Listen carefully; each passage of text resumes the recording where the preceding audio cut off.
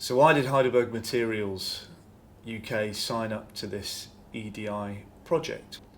So our project responded to a series of published reports from within the sector about the need to think critically and differently about the ED&I challenges facing the foundation industry sector. We'd come some way down the journey of fairness, awareness, inclusion and respect, but we felt this project gave us the opportunity to extend that, to do something a bit different, to get some expertise in this area that we felt we didn't have internally. So it was a bit of a leap of faith, but we're really pleased we did it.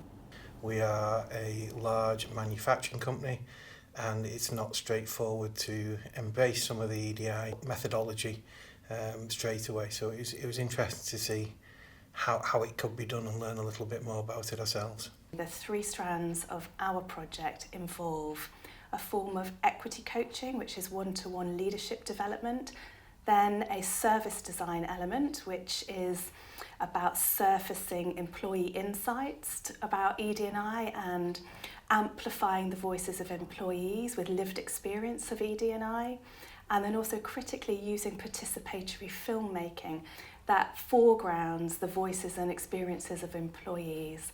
Together, those three approaches produce a bottom-up, top-down, whole cycle response to ED&I change within the organisation. EDI will be different for every different group. There's no doubt about it. It depends on which sectors you're in. It depends on, to some degree, age of company as well. This personalises it to your particular set of circumstances. The process of coaching I was familiar with. I found it a really useful mental space to step away from the day-to-day and focus really on EDI topics. It really made you reflect more on yourself than it did tell you how to do something, which training can quite often be. Deep down, you know the best way forward. It's working through and giving yourself time to think about it and talk with someone about it to find out what's most likely to work. People's experiences of the workshops were overwhelmingly very positive.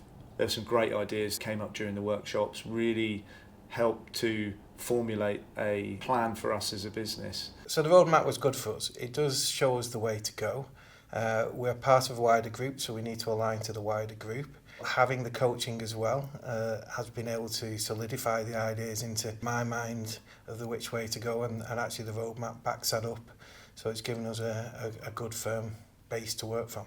There are particular things out of that roadmap that we've taken and that we're doing and that we're planning to do that we wouldn't have thought of if it hadn't been for this project. I liked the way it was summarised very succinctly, quite straightforward. A lot of discussion had been had through the workshops, and there's a lot of work that had gone into it in the background, but actually it was summarised in a way that really helped us prioritise the things that we should focus on first and that were going to have the biggest impact.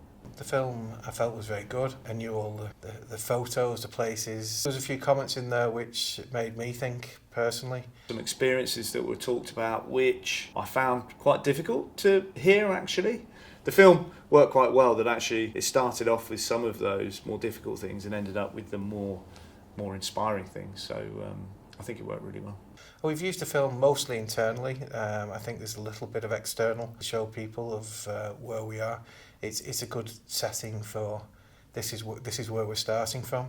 So where do we want to go to from here? We've taken parts of the film to use for internal communication and internal marketing. Also, we've made it available externally. I think it gives a realistic impression of what it's like to work for the company and the culture of the company. You've got to know your starting point to move on.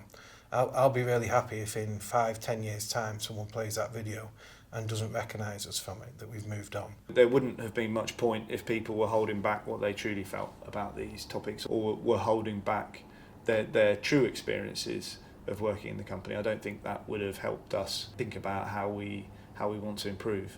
It's about opening up. In reality, that's part of EDI in itself. People being at ease with themselves and being able to say what they feel and be treated correctly. I think this was far more reflective, more collaborative, more creative, that allowed a space for our organisation, for our participants to really think deeply about diversity and inclusion and how we could how we can improve. It highlighted some of the challenges we have as a group. It also highlights some of the challenges that are probably a little bit wider than us, more of a social aspect. It's hard for one company to change the social aspects of a country. It wasn't wishy-washy. In the end, it came up with some specific things. It came up with a great video that we could use in different ways, and it came up with a roadmap that we could take and that we could look to implement. There's always a leap of faith with these type of things. You have to take that if you really want to make the strides forward that you want, and this was certainly worthwhile. It's allowed me to, from a coaching point of view, to become happier with my position on EDI. It's allowed us to embrace it into a culture change programme. You're never as good as you think you are on this kind of thing. You can look at some KPIs that'll show you're not as good as you think you are. The power of culture, the power of mindset, the power of EDI, it makes a huge difference in a business. You're missing a trick if you don't take up that kind of logic.